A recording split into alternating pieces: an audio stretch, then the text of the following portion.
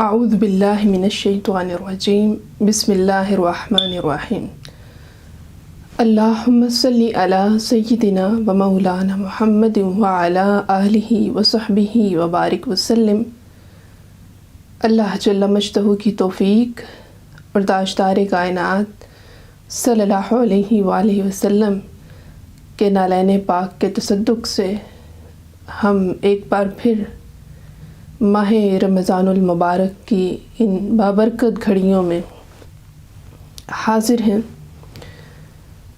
اور عرفان الہدایہ UK کے plate form سے انعقاد پذیر یہ سیریز جو عرفان الرمضان سیریز کے ٹائٹل سے انعقاد پذیر ہیں، ان میں آپ سب کو خوش آمدید اور السلام علیکم ورحمۃ اللہ وبرکاتہ۔ معزز سامعات، ان سیریز کے انعقاد کا مقصد اللہ جل مجدہ کے اولیاء کاملین کا تذکرہ کرنا، آپ کی حیات پاک کا تذکرہ کرنا، آپ کی تعلیمات کا ذکر کرنا اور ان تعلیمات سے اپنے احوال کی اصلاح کا سامان کرنا ہے، اور کوشش کرنا ہے کہ اس ماہ مقدس میں ہمارا تعلق اپنے رب کے ساتھ مضبوط ہو جائے، ہمارا تعلق اپنے رب کے قریب ہو جائے۔ تو آئیے آغاز کرتے ہیں اپنے پہلے سیشن کا۔ آج کے سیشن میں ہم ذکر کریں گے حضرت فضیل بن عیاض رحمۃ اللہ علیہ کا۔ آپ کا اسم گرامی فضیل بن عیاض بن مسعود بن بشر تمیمی ہے، اور آپ خراسان ایران کے صوبے سے تعلق رکھتے ہیں۔ اکثر محدثین و ائمہ ایران سے ملحقہ علاقوں سے ہوئے، جن میں امام ابن ماجہ، امام نسائی، امام ترمذی اور مختلف ائمہ کرام شامل ہیں۔ اسی طرح امام مسلم، امام بخاری رحمۃ اللہ علیہ کا تعلق، امام مسلم کا تعلق نیشاپور، جبکہ امام بخاری کا تعلق بخارا سے ہے۔ آج کل یہ علاقے مختلف ممالک میں شمار ہوتے ہیں، مگر اس زمانے میں یہ ایران ہی سے ملحقہ علاقے شمار کیے جاتے تھے اور قابل ذکر۔ یہ وہ علاقے ہیں جہاں سے اسلامی تعلیمات کے فروغ میں بہت مدد ملی، اور حضرت فضیل بن عیاض رحمۃ اللہ علیہ کی ولادت سمرقند بخارا میں ہوئی، اور آپ کی وفات 187 ہجری 187 ہجری میں ہوئی۔ یہ جلیل القدر امام حدیث بھی تھے، ابن ماجہ کے سوا سیاستہ کی بقیہ کتب کے رجال میں سے ہیں۔ لوگوں نے حضرت فضیل بن عیاض کو صرف ایک صوفی جانا، حالانکہ یہ امام حدیث بھی ہیں۔ آپ نے اپنا زیادہ تر علم کوفہ سے حاصل کیا، اور آپ کی متصل سند آقا علیہ السلام تک پہنچتی ہے۔ حضرت فضیل بن عیاض رحمۃ اللہ علیہ امام منصور سے روایت کرتے ہیں، وہ سیدنا ابراہیم النخعی سے روایت کرتے ہیں، وہ حضرت علقمہ بن قیس النخعی سے روایت کرتے ہیں، اور وہ حضرت عبداللہ بن مسعود رضی اللہ تعالی عنہ سے روایت کرتے ہیں کہ آقا علیہ السلام نے فرمایا کہ اللہ رب العزت نے دنیا سے فرمایا۔ حضرت عبداللہ بن مسعود روایت کرتے ہیں کہ آقا علیہ السلام نے فرمایا کہ اللہ دنیا سے خطاب کرتے ہوئے ارشاد فرماتا ہے کہ اے دنیا، میرے اولیاء پر کڑوی بن کر رہ، اور ان کے لیے بہت میٹھی نہ بن کہ ان کے دل تیرے فتنے میں مبتلا ہو جائیں۔ اس حدیث مبارکہ سے پہلی بات یہ ثابت ہوئی کہ حدیث پاک میں بھی لفظ اولیاء کا ذکر ہے، جس طرح قرآن حکیم میں اللہ رب العزت نے فرمایا کہ الا ان اولیاء اللہ لا خوف علیہم ولا هم یحزنون، سورہ یونس میں، کہ خبردار، بے شک اولیاء اللہ پر نہ کوئی خوف ہے، نہ وہ رنجیدہ و غمگین ہوں گے۔ سو اللہ رب العزت نے اپنے اولیاء کرام کو ایک قسم کے خوف اور غم سے بچا لیا اور ایک قسم کے غم اور خوف سے بھر دیا ہے کہ دنیا کا غم ان سے دور کر دیا اور اپنا خوف اور اپنا غم ان کو عطا کر دیا۔ معزز سامعات، انسانی دل ایک وقت میں ایک ہی شے کا مسکن بن سکتا ہے۔ ایک دل میں کبھی دو خوف، دو غم جمع نہیں ہو سکتے۔ اسی طرح ایک دل میں کبھی دو محبتیں جمع نہیں ہو سکتی۔ یہ نظام قدرت ہے۔ سیدی حضور شیخ الاسلام فرماتے ہیں کہ ایک چیز لے لیں اور ایک دے دیں، دو چیزیں اکٹھی نہیں ہو سکتی۔ ہماری زندگی جس ابتلا کا شکار ہے وہ یہ کہ ہم اس ناممکن کو ممکن بنانے کی کوشش کرتے ہیں کہ اللہ کی محبت بھی دل میں آ جائے، اللہ کا عشق بھی آ جائے اور دنیا کی محبت بھی اس دل میں جمی رہے، حالانکہ دو محبتیں اکٹھی نہیں ہو سکتی۔ اس سے مراد یہ نہیں کہ انسان دنیا چھوڑ دے، نہیں، کیونکہ یہ اللہ اور اللہ کے رسول کی تعلیمات کے برعکس ہیں، بلکہ بات یہ ہے کہ انسان تو دنیا میں رہے مگر دنیا کا حب، دنیا کی محبت وہ اس کے دل میں نہ رہے۔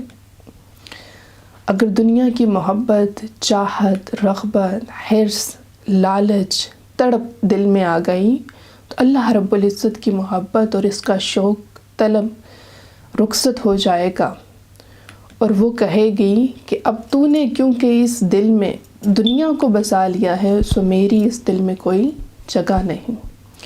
اسی طرح دو غم بھی ایک جگہ جمع نہیں ہو سکتے۔ ایک غم غم مولا اور ایک غم غم دنیا۔ اولیاء اللہ محبوب کے درجے پر فائز ہوتے ہیں اور اللہ رب العزت نے اپنے اولیاء کی نسبت فرمایا کہ میرے اولیاء کو نہ کوئی خوف ہوگا نہ کوئی غم ہوگا۔ اس کا راز یہ ہے کہ اولیاء صرف اللہ کے محب نہیں بلکہ وہ اللہ کے محبوب بھی ہوتے ہیں۔ جب کوئی ولی ہو جاتا ہے تو وہ صرف محب نہیں رہتا بلکہ وہ اللہ کا محبوب ہو جاتا ہے، اور حقیقت یہ ہے کہ وہ اللہ کا محبوب پہلے بنتا ہے اور محب بعد میں۔ اللہ رب العزت جب اپنی محبت کے لیے کسی کو چن لیتا ہے تو وہ ولی بن جاتا ہے، وہی محب ہوتا ہے جس شخص کو اللہ اپنی محبت کے لیے چن لیتا ہے اور جبرائیل امی کو بلا کر یہ راز محبت بتاتا ہے۔ حدیث پاک میں ہے کہ حضرت ابو ہریرہ رضی اللہ تعالیٰ عنہ روایت کرتے ہیں، آقا دو جہاں صلی اللہ علیہ وآلہ وسلم نے فرمایا، بخاری شریف کی حدیث پاک ہے کہ اللہ فرماتا ہے انی احب فلانا، اے جبرائیل مجھے فلاں بندے سے محبت ہے۔ اور اگر ہم یہاں دنیا کی تھوڑی سی مثال رکھیں کہ ہم یہ کوشش کرتے ہیں کہ ہمیں اس سے محبت ہو جائے، کہیں اس کی محبت کی چنگاری مل جائے، بحیثیت انسان کسی بہانے سے اللہ کی محبت مل جائے، یہ انسان کا حال ہے۔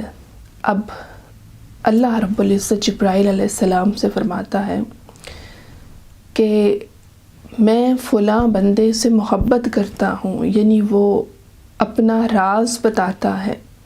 جبرائیل علیہ السلام پوچھتے ہیں کہ مولا میرے لیے کیا حکم ہے، کیونکہ وہ رب ہے اور وہ دنیا کے محبان کی طرح نہیں، اس میں رقابت نہیں ہے کہ جس سے میں محبت کروں اس سے کوئی اور محبت نہ کرے، بلکہ اس کی محبت ایسی ہے کہ جس سے میں محبت کروں اس سے ہر کوئی محبت کرے۔ ہمارے اس مادی اور پرفتن دور میں اللہ رب العزت کی محبت کا حصول اور بھی مشکل ہو گیا ہے، کیونکہ دنیا ہمارے دلوں میں رچ بس گئی ہے۔ ہماری ساری توجہات، ہمارے سارے ہیلے، ہماری ساری صلاحیتیں وقت فقط اور فقط دنیا کے حصول کے لیے ہیں۔ ہم اللہ اور اس کے رسول صلی اللہ علیہ وسلم اور ان کے دین کے لیے جو کچھ بھی کرتے ہیں وہاں بھی اجر، دنیاوی اجر طلب کرتے ہیں، اور اللہ رب العزت سے تعلق محبت اور تعلق بندگی کا دعویٰ بھی کرتے ہیں۔ یہ ایک دھوکہ اور فریب ہے جس میں ہم مبتلا ہیں۔ اب حدیث پاک میں ہے کہ آقا علیہ السلام نے فرمایا، حضرت عبادہ بن صامت رضی اللہ تعالیٰ عنہ روایت کرتے ہیں، بخاری شریف کی حدیث پاک ہے کہ جو اللہ سے ملاقات چاہتا ہے اللہ بھی اس سے ملاقات چاہتا ہے، اور جو اللہ سے ملاقات نہیں چاہتا تو اللہ رب العزت بھی اس سے ملاقات نہیں چاہتا۔ یعنی اللہ سے محبت، اللہ سے ملاقات یہ دست بدست سودا ہے۔ ایسا نہیں ہو سکتا کہ وہ کسی سے محبت کرے اور ایسے کرے جو انسان خود دنیا، مال و دولت کو دل میں بسائے پھرے، دنیا کی غلاظتوں کو، عہدہ، جاہ و منصب، اپنے نفس کی محبت میں گم ہو، یعنی جس کے دل جھوٹی محبتوں میں گھرے ہوئے ہوں، اور جنہوں نے جھوٹی محبتوں کے بت اپنے دلوں میں سجائے ہوئے ہوں۔ یہ اللہ رب العزت کی محبت ایسی نہیں کہ یہ وہاں اپنا گھر کرے۔ چنانچہ جو پہلی حدیث پاک ہم پڑھ رہے تھے کہ حضرت جبرائیل علیہ السلام کو حکم دے گا اللہ کہ تو بھی اس سے محبت کر، بس جبرائیل علیہ السلام کو بھی اس شخص سے جو محبت ہے اس میں اللہ شریک کر لے گا۔ گویا محبت کرنا فعل الہی ہے، اور جبرائیل علیہ السلام کو بھی اس سے محبت کرنے کا حکم دیا تو اللہ رب العزت نے حضرت جبرائیل علیہ السلام کو اس عمل میں اپنے ساتھ شریک کر لیا۔ اور دیکھیے کہ وہ ذات وحدہ لا شریک ہے،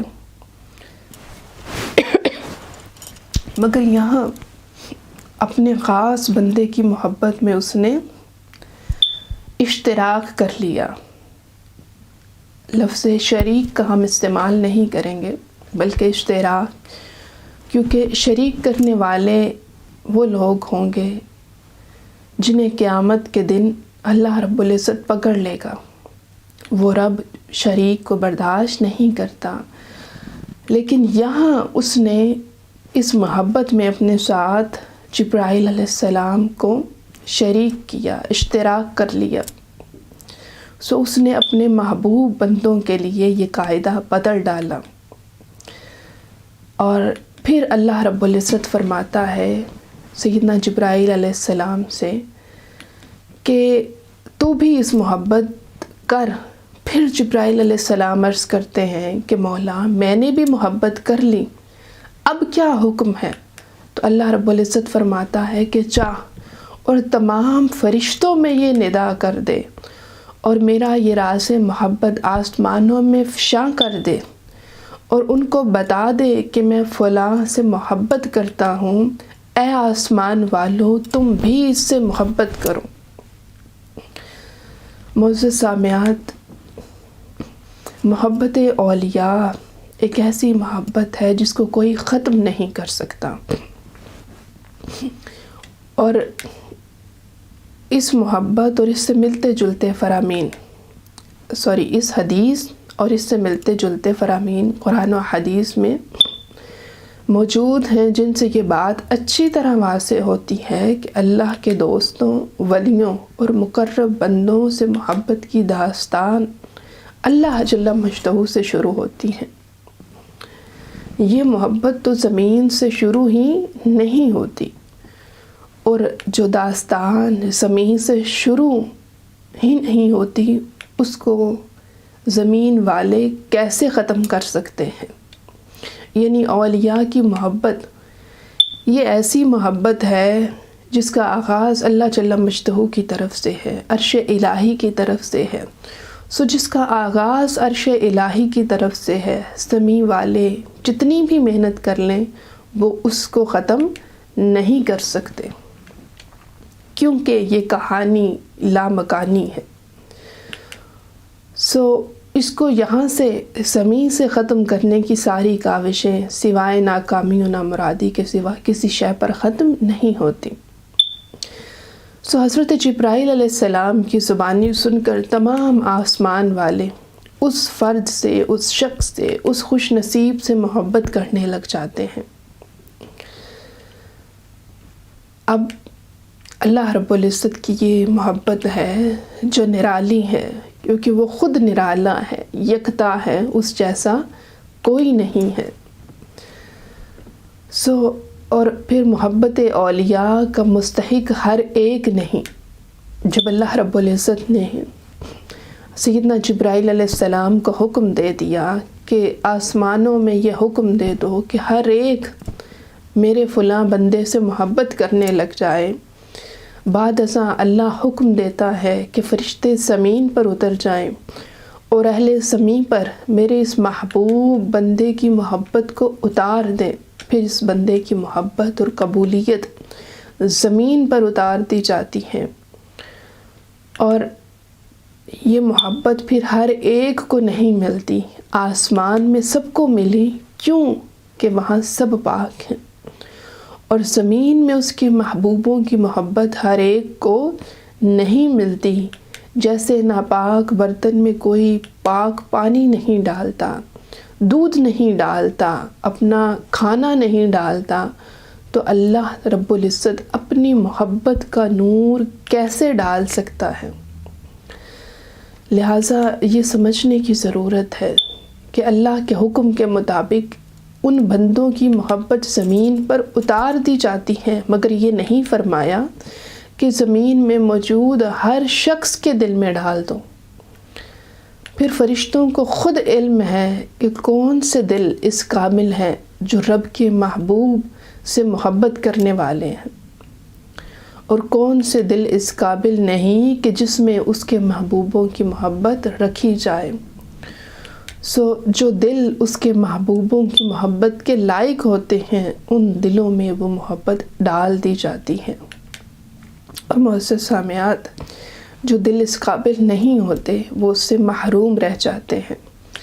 لہٰذا یہ کوئی جھگڑا ہے ہی نہیں۔ سیدی حضور شیخ الاسلام فرماتے ہیں کہ نہ آپ کسی کے دل میں محبت ڈال سکتے ہیں نہ نکال سکتے ہیں، کیوں کہ جس کو رب نے چنا اپنے ولیوں کی محبت کے لیے ان کو یہ میسر ہے، اور جن دلوں کو اللہ رب العزت نے رد کر دیا وہ اس محبت سے خالی رہ گئے۔ بس اللہ رب العزت نے ملائکہ کے ذریعے جن دلوں کو چن لیا ان کو عطا کر دیا۔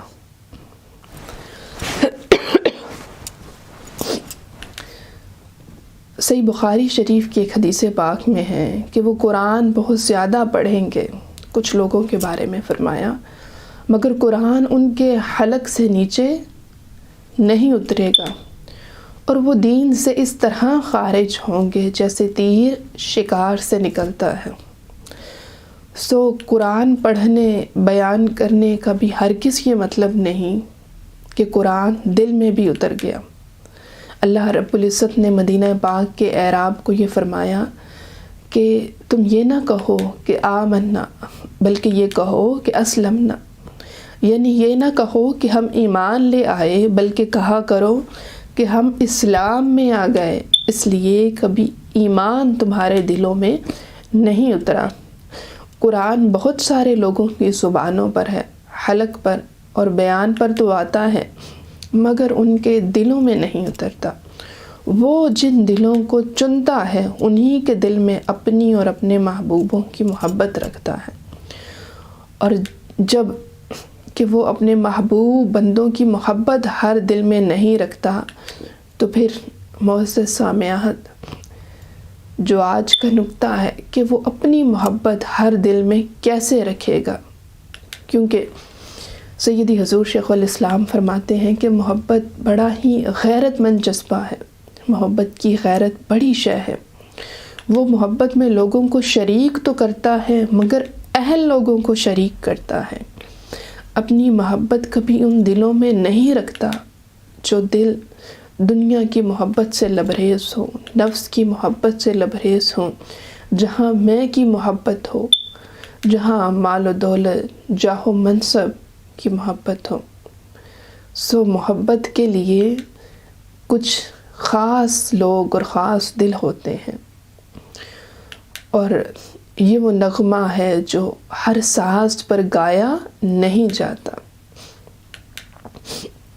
اللہ جل مجدہ نے فرمایا کہ زُيِّنَ لِلنَّاسِ حُبُّ الشَّهَوَاتِ مِنَ النِّسَاءِ وَالْبَنِينَ وَالْقَنَاطِيرِ وَالْمُقَنطَرَاتِ مِنَ الذَّهَبِ وَالْفِضَّةِ وَالْخَيْلِ الْمُسَوَّمَةِ وَالْأَنْعَامِ وَالْحَرْثِ ذَلِكَ مَتَاعُ الْحَيَاةِ الدُّنْيَا وَاللَّهُ عِندَهُ حُسْنُ الْمَآبِ۔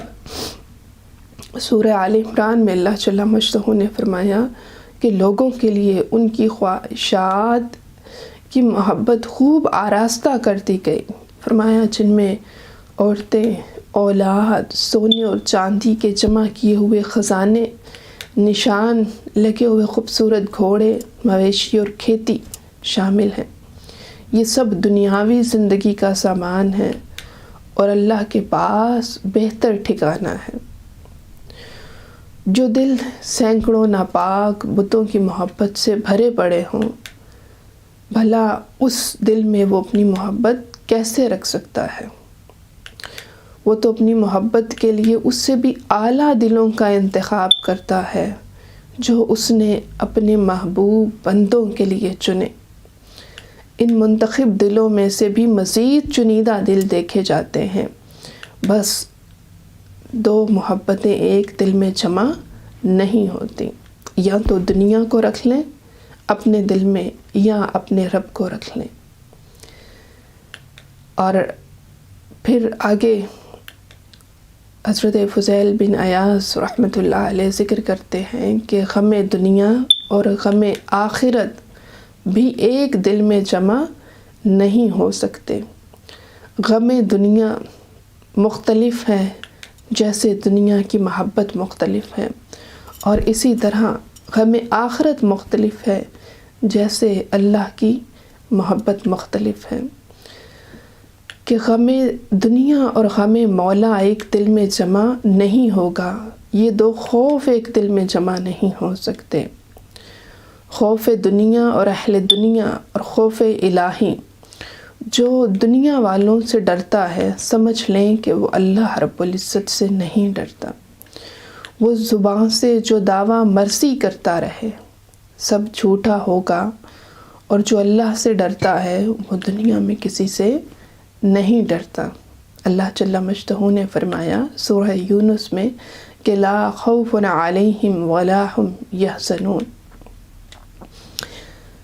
اور اس میں اللہ رب العزت نے اسی راز سے پردہ اٹھایا ہے کہ لا خوف علیہم بھی اللہ فرما سکتا تھا کہ کوئی خوف نہیں، مگر اس سے مراد یہ ہو جاتا کہ پھر انہیں کسی شے کا بھی خوف نہیں، یعنی نہ دنیا کا نہ آخرت کا، کسی شے کا خوف نہیں، مگر اس نے فرمایا کہ ولا ہم یحزنون، مراد یہ ہے کہ ایک قسم کا خوف اور غم ان کے شامل حال رہتا ہے، مکمل طور پر خوف اور غم سے بے نیاز نہیں۔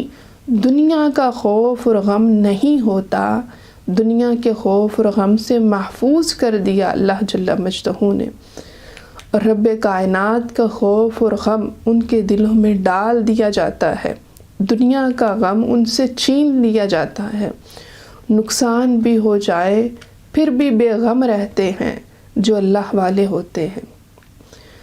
اور محبت سے پہلے آزمائش کا ذکر کرتے ہوئے اللہ رب العزت نے فرمایا سورہ بقرہ میں کہ وَلَنَبْلُوَنَّكُمْ بِشَيْءٍ مِّنَ الْخَوْفِ وَالْجُوعِ وَالنَّقْصِ مِّنَ الْأَمْوَالِ وَالْأَنفُسِ وَالثَّمَرَاتِ کہ ہم ضرور تمہیں آزمائیں گے کچھ خوف اور بھوک سے، کچھ مالوں اور جانوں اور پھلوں کے نقصان سے۔ گویا محبت ڈالنے سے پہلے خوف، بھوک، نفع و نقصان سے آزمایا جاتا ہے۔ اور سیدنا فاروق اعظم رحمۃ اللہ علیہ لوگوں کے حوالے سے فرماتے ہیں کہ جب مال نہ ملا تھا، مال کی کثرت نہ تھی، تنگ دستی تھی، اس وقت ہم صبر میں آزمائے گئے اور کامیاب ہو گئے، مگر جب ہمیں مال عطا کر دیا گیا اور مال کی کثرت آ گئی، اس وقت زمانے گئے اور وہ ایسا زمانہ آ گیا کہ اکثر ناکام ہو گئے۔ کچھ لوگ تنگ دستی میں ناکام ہو جاتے ہیں اور کچھ لوگ فراخ دستی میں ناکام ہو جاتے ہیں۔ تنگ دستی میں ناکامی یہ ہے کہ انسان صبر کا دامن چھوڑ دیتا ہے، اور خوشحالی اور فراخ دستی میں ناکامی یہ ہے کہ انسان شکر کا دامن چھوڑ دیتا ہے۔ یہ دھیان نہیں رہتا کہ کس نے عطا کیا، وہ سمجھتا ہے کہ شاید یہ اس کی اپنی محنت ہے، اس کا اپنا ہنر ہے، یہ اس کی اپنی سٹرگل ہے، اور جو کچھ اس کے پاس ہے وہ اس کی اپنی وجہ سے ہے۔ آزمائشوں سے پہلے اللہ چنتا ہے کہ یہ بندہ کیسا ہے، اور اگر وہ اچھا پائے اور ہر امتحان اور آزمائش میں وہ پورا اترے اور کامیاب ہو جائے، ثابت قدم رہے اور صحرا میں اڑنے والے پتے کی مانند نہ رہے جو ہوا کے جھونکے سے ادھر ادھر اڑتا رہے، اس دل کی طرح نہ رہے جو حرص و ہوس کی آندھیوں میں اڑتا رہے، کبھی ادھر کبھی ادھر، بلکہ اس دل کی مانند ہو جائے جو جمع رہے اور جو اللہ کی محبت کی تلاش میں ہو۔ اور اگر دل اللہ کے خوف، محبت، طلب، تقوی، توکل، رضا، تقدیر، عطا، رحمت، قربت اور اس کی توجہ پر جمع رہے، تو پھر اللہ اپنی محبت سے فرماتا ہے کہ جا، اب تو اس بندے کے دل میں بس جا، کیونکہ اس نے اپنے دل کو دنیاوی ہر شے سے پاک کر دیا، آلائشوں سے پاک کر دیا۔ اب یہ اس قابل بن گیا ہے کہ اللہ کی محبت اس میں جم سکے، اللہ کی محبت کا مسکن بن سکے۔ اور کیونکہ اس نے ہر غم اور طلب کو نکال دیا ہے اور پاک کر لیا ہے، سو یہ اب اس مقام پر آ گیا ہے کہ اسے اللہ کی محبت مل سکے۔ بقول میر کہ ہر تمنا دل سے رخصت ہو گئی، اب تو آجا، اب تو خلوت ہو گئی۔ اور پھر وہ رب فرماتا ہے کہ سورہ بقرہ میں وَبَشِّرِ الصَّابِرِينَ الَّذِينَ إِذَا أَصَابَتْهُمْ مُصِیبَةٌ قَالُوا إِنَّا لِلَّهِ وَإِنَّا إِلَيْهِ رَاجِعُونَ۔ اور اے حبیب صلی اللہ علیہ وآلہ وسلم، آپ ان صبر کرنے والوں کو خوشخبری سنا دیں کہ جن پر کوئی مصیبت پڑتی ہے تو وہ کہتے ہیں کہ بے شک ہم بھی اللہ ہی کا مال ہیں اور ہم بھی اسی کی طرف پلٹ کر جانے والے ہیں۔ اس آیت مبارکہ کا راز یہ ہے کہ جب بندہ تمام آزمائشوں میں پورا اترتا ہے تو اللہ فرماتا ہے کہ اب انہیں خوشخبری سنا دو، اس لیے کہ جب مصائب و آلام اور پریشانیاں آتی ہیں تو یہ تکلیفوں کی طرف دھیان نہیں کرتے بلکہ میری طرف دھیان کرتے ہیں اور کہتے ہیں کہ اِنَّ لِلَّهِ، بے شک ہم اللہ کے لیے ہیں۔ یہ تکلیف آئی تو کیا ہوا، وَإِنَّا إِلَيْهِ رَاجِعُونَ، ہم اللہ ہی کی طرف جانے والے ہیں۔ حضور داتا گنج بخش علی حجویری رحمۃ اللہ علیہ بیان کرتے ہیں کہ میری ملاقات ایک عارفہ سے ہوئی۔ میں نے ان سے پوچھا کہ آپ کہاں سے آئی ہیں؟ تو انہوں نے جواب دیا کہ اللہ کی طرف سے۔ پوچھا آپ کدھر جا رہی ہیں؟ تو جواب دیا کہ اللہ کی طرف جا رہی ہوں۔ بس اللہ ان دلوں میں محبت رکھتا ہے جن کے سفر کی ابتدا بھی اللہ ہے اور انتہا بھی اللہ ہے، جو آتے بھی اللہ کی طرف سے ہیں اور جاتے بھی اللہ کی طرف ہیں اور رہتے بھی اللہ رب العزت کی نگری میں ہیں۔ جب دل کی کیفیت یہ ہو جائے تو ان کے لیے پھر اللہ رب العزت نے خوشخبری دی۔ سورہ بقرہ میں فرمایا کہ اولئک علیہم صلوات من ربہم ورحمہ، کہ یہی وہ لوگ ہیں جن کے لیے ان کے رب کی طرف سے پے در پہ نوازشیں ہیں اور رحمت ہے۔ سو جن دلوں میں اللہ اپنی محبت ڈال دے، سمجھ لیں کہ اس نے ان دلوں کو چن لیا تھا، اور یہ وہی تھے جن کے لیے جبرائیل علیہ السلام کو بتا دیا تھا۔ بس یہ لوگ محبوب پہلے ہوتے ہیں اور محب بعد میں ہوتے ہیں، اور پھر اللہ اپنے اولیاء کو حب دنیا سے بچانے کے لیے خصوصی اہتمام فرماتا ہے، چونکہ اب ان لوگوں کو محبت دنیا سے بچانے کے لیے اہتمام بھی اللہ کر رہا ہے۔ کیوں؟ کہ وہ لوگ محبوب بھی ہیں، محب بھی ہیں، یعنی پہلے اللہ نے ان سے محبت کی تو وہ اللہ کے محبوب بن گئے، پھر وہ اللہ سے محبت کرنے لگ گئے تو وہ محب بھی بن گئے، اور اللہ خود ان لوگوں کی حفاظت کرتا ہے تاکہ ان کا دل کسی دوسری دنیاوی محبت میں نہ پھنس جائے۔ یہی وجہ ہے کہ اللہ رب العزت فرماتا ہے کہ اے دنیا میرے اولیاء کے اوپر کڑوی بن کر رہ اور ان کے لیے میٹھی نہ بن۔ اگر تو میرے اولیاء کے لیے ہمہ وقت میٹھی بن گئی تو کہیں ایسا نہ ہو جائے کہ ان کے دل تیرے فتنے میں مبتلا ہو جائیں، اور میں نہیں چاہتا کہ وہ تیرے فتنے میں الجھ جائیں، اس لیے کہ مجھے ان سے محبت ہے، انہیں مجھ سے محبت ہے، میں چاہتا ہوں کہ وہ میرے رہیں اور میں ان کا رہوں۔ اللہ والوں کے لیے دنیا کو اللہ کا یہ حکم ہے، لہٰذا ان کی زندگیوں میں آزمائشیں بھی آتی ہیں، زیر و بم بھی آتے ہیں۔ اگر کہیں میٹھا لقمہ دیا جاتا ہے تو ساتھ کڑوا بھی دیا جاتا ہے، سو تنگی اور آسانی اللہ ان کے لیے ملا ملا کر چلاتا ہے تاکہ ان کے دل اس دنیا میں الجھ نہ جائیں، دنیا کے فتنے میں مبتلا نہ ہو جائیں۔ گویا اللہ ان دلوں کو اپنی محبت کے لیے خالص رکھنا چاہتا ہے، اسی لیے کہ یہی دل حامل محبت ہے۔ اور ہم اپنی آج کے سیشن کا اختتام اسی جگہ کرتے ہیں اور اللہ رب العزت سے دعا کرتے ہیں کہ باری تعالیٰ تو ہمارے دلوں کو دنیا کی مال و دولت، دنیا کا جاہ و منصب، دنیا کی خواہشوں سے پاک کر دے اور ہمارے دلوں کو چن لے اپنی محبت کے لیے، اپنے حبیب علیہ السلام کی محبت کے لیے، اور ہمیں اسی پر استقامت عطا فرما۔ آمین۔ کل انشاءاللہ بروز جمعۃ المبارک پھر آپ سے ملاقات ہوگی UK وقت کے مطابق دن 1 بجے۔ تب تک کے لیے اجازت دیجیے۔ مع السلام والاکرام۔